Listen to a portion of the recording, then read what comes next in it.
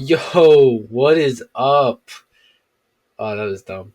Anyway, today I'm going to be criticizing Magic the Gathering Fallout cards. So I finally get to put my Magic the Gathering and Fallout knowledge together to dunk on some newbie designers who are probably 3 times my age and have way more game design and uh, everything else knowledge. But I'm going to do it anyway because who doesn't like criticism? Don't answer that. You're gonna see some Fallout New Vegas gameplay where I'm just killing every single thing I see. I don't normally do that. I've played through Fallout New Vegas multiple times, like doing the normal stuff, but I installed a mod and I just decided to try and kill every single NPC in the entire game. And I was doing that when I needed to record footage, so that's the footage you have. I may be genociding all the characters, but that's not I. It's not me, okay? Let's start off with my simplest thing. Nightkin Ambusher. Nightkin are one of my favorite things in the Fallout series. They're intimidating, scary, and in New Vegas, they have such a great storyline attached with them. Actually, two great storylines. I don't know why it says it can't be blocked as long as defending players a rad counter, and I don't know why this gives rad counters. Like, it makes sense as a card, but this thing should just have unblockable.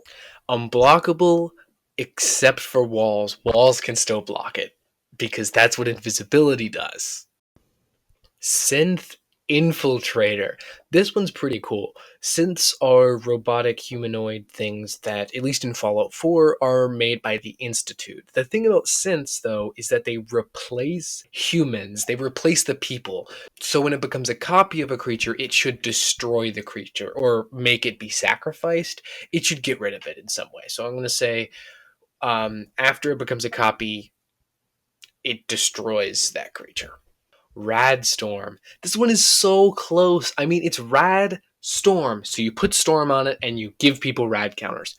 Nope, it proliferates. That can add rad counters, but no, because it's not like you get add charge to stuff. You don't add poison or whatever. Like, you don't do all this other stuff. It only gives rad counters. So it's Storm. Each player gets a rad token. Yes, I know technically that would say Storm Rad, but shut up, Jeremy. We know you can build nuclear bombs out of a tape and a stapler. This doesn't make sense anymore. I'm going to shut up. Now, the actual Animal Friend perk is fine, but there is one glaring problem with it. One oversight that is completely game ruining. It makes a squirrel. Now, squirrels are a popular thing in Magic the Gathering. That's why it creates it, probably so it can go in a squirrel deck. But the thing is that squirrels aren't really a thing in Fallout. Like, what is this art from? But it should be a mole rat or a rat or something Fallout related. I would accept any number of things. Yes! Yes! Yes, man! That was stupid. I should cut that out. Okay, so Yes Man is everybody's favorite guy. It's just a happy little robot that helps you take over Vegas. It's independent, kicks the NCR out. You have to kill Mr. House, whatever. First problem I have with this card. It is a 2/2. Securitrons are 3/3s. Make it a 3/3. You could argue making it a 0/3 because Yes Man doesn't really attack. He just makes other robots attack. So a 0/3 would be acceptable as well, but not a 2/2. I'm going to go with a 3/3, though. Yes Man also cannot fully die. If you kill Yes Man in the game, he comes back later just possessing another robot because he is not just a robot, he's like a network. So what should happen is when he dies, he goes back on top of your deck, third from the top, because it takes a few days for him to come back. And lastly, it should have the ability that says, when you cause a player to lose the game, create a copy of each permanent they control. I wanted it to steal all the permanents, but the thing is that if you steal the permanents and then the person loses the game, the permanents are all exiled, so it doesn't actually make sense. So you create copies of all of it, even though that isn't less flavorful than gaining control of it. It wouldn't work in the rules of the game, so we're going to go with this. This symbolizes the fact, or the moment when you kill Mr. House and Yes Man takes over all of Mr. House's land and creatures and power, all the stuff. Quick editor's note. I'm not sure that this Yes Man will work either, because if a player has lost the game, I don't know how you would copy their permanence, because I think they would already be gone. I don't know how or if this Yes Man could work, but if you know a way, leave it in the comments, I guess. Liberty Prime. Boys, we got Prime. We got Prime, boys. We got Prime. Big fucking robot. This guy is a huge, towering robot guy that just throws nukes, shoots lasers, and just murders everybody, taking away the player's agency to kill people, but whatever. So, obviously this card works. It is a big creature, low cost, but requires energy to keep it around. The thing is that sacrificing it doesn't really make sense. Like, if you don't pay its energy, it gets sacrificed, which is dumb. Instead, you should just have to pay the energy or you can't do it. It should be something like, at the beginning of combat, each combat, including your opponents, pay 2 energy. If you don't, Liberty Prime cannot attack or block this turn. So that would cause you to have to plan ahead your attacks. Yes, this makes it worse, but not really that much worse. But also it makes it make a lot more sense, which is the whole point of the video. So if you don't like it, go to the moon. I hear it's cold up there. Ask Neil Gaiman. He wrote that book about milk, and that's like the same color as the moon. So yeah. Junk Jet. Junk Jet. Junk Jet is a pretty interesting like physics weapon from Fallout 4 where you just load shit up into it, but I have no idea who decided to make this double a creature's power. Like what? Like a gun that shoots teddy bears and kickballs really fast does not double your power. This should just be a makeshift munition. So it should read like equipped creature gets tap, sacrifice an artifact, deal damage equal to its mana value to target creature or player. Pretty simple. Oh no, trust. This is gonna be a really good suggestion. So we all know Mr. House. Great character, great voice actor. He's a real person. You think he's a computer. Amazing all around. Here's the thing. Mr. House doesn't gamble. He is the Lord Ruler of New Vegas. And New Vegas has tons of gambling, but he does not gamble. He just makes money from it. So, it shouldn't be when you roll, it should be whenever an opponent rolls. And the ability should make your opponents roll. My favorite character in Fallout 4 is Codsworth. Such a little, simple, helpful, cute little guy. He's just a robot companion that helps you out. And he's actually yours before the bombs drop. Pretty cool, pretty cool. I like the first line of the card. Commander creatures you control have Ward 2. Perfect. And I think the whole card should be commander themed. So take away the ore and equipment stuff. That doesn't really make sense. And put whenever a commander creature you control becomes blocked, Codsworth deals damage equal to its power to the blocking creature. So this is supposed to be like it's protecting the commander. Along with the ward, it also protects it from being blocked. I was actually also considering like it attacking and blocking with the commander like together somehow, but I don't know if that's actually like a thing. Oh wait. Oh wait. Bands with commanders.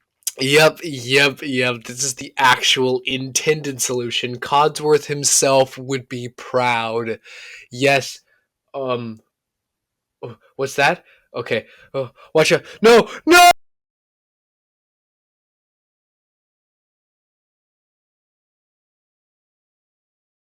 Sentry Bot. This is just a big defensive robot that you'll find in a couple places. I'm showing footage of New Vegas right now, and you can see I'm killing myself faster than I'm killing the robot with the rocket launcher.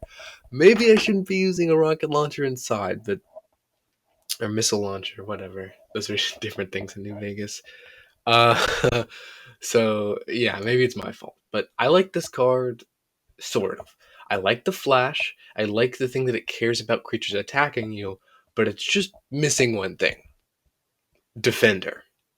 Yes, it would make the card way, way, way, way worse. But it's a sentry bot. It's a defensive robot. Come on.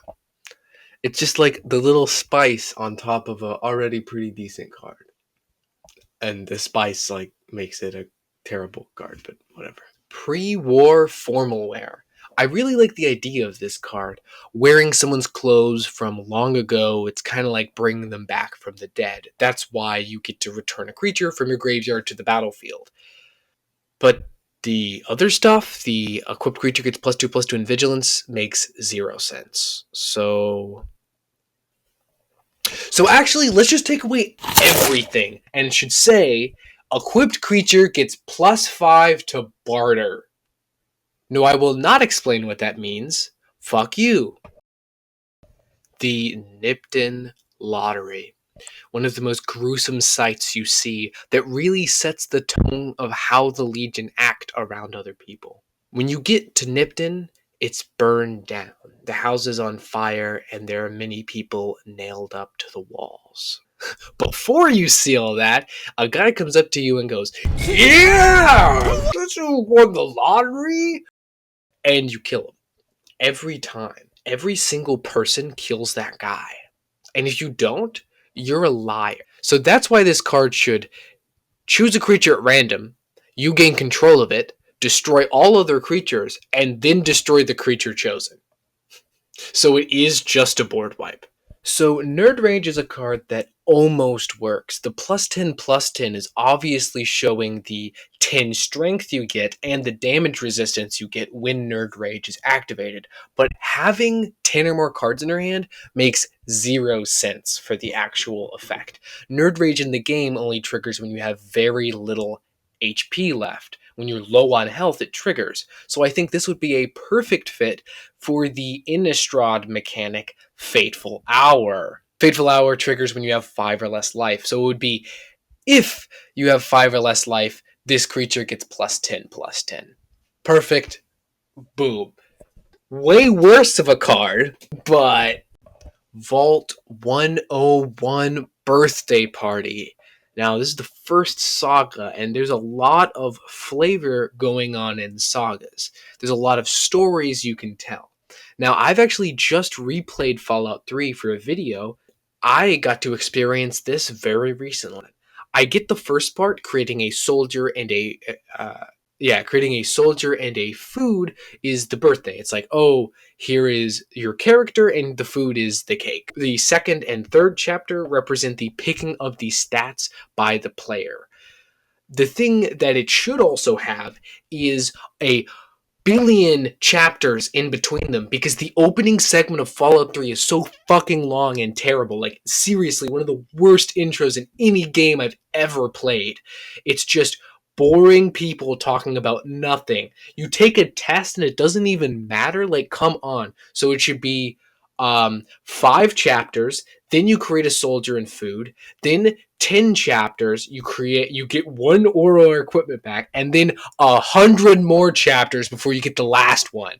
I feel this far more represents the time it takes to get through the intro to Fallout 3 rather than the only 3 chapters as this originally pertains. I did not use the correct words there, but I don't feel like saying this another time. For this card, I am extremely disappointed. Lily is an amazing Nightkin super mutant that you meet in Jacobstown. And you know I already love Nightkin, but Lily is special. I have no idea what the ability of this card has to do with Lily as a character in Fallout, so we are designing it from the ground up. But before, I should tell you the story of Lily. Lily is a Nightkin, which is a specialized super mutant that uses stealth boys to be invisible during combat. They're like the elite attacking force. The use of stealth boys has caused the Nightkin to develop schizophrenia. She is living in a place called Jacobstown, a peaceful town in the mountains of New Vegas. There's a doctor there who gives medicine to the Nightkin that helps reduce their schizophrenia or something. I actually don't know how schizophrenia medicine works. I should probably look it up. Lily has medicine given to her, but she's afraid to take it. She takes it in half doses because she is afraid that if she takes her medicine, she will forget her grandchildren. At a certain point through your journey with Lily, you can convince her to do one of three things. You can convince her to take her full dose, which causes her to stop having psychotic breaks, but she completely forgets her grandchildren. You can just tell her to keep taking half doses.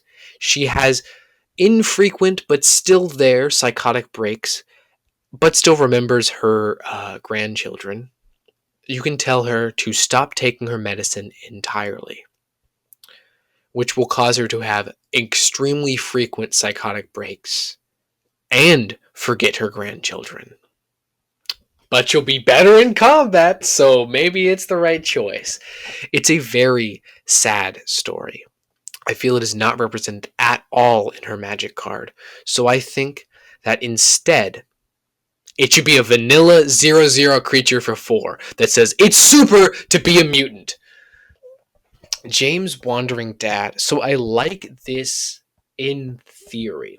The first ability, the follow him ability, that it involves you investigating, which in the game it involves you to go to a bunch of different places to ask where your dad is, and then eventually you find him.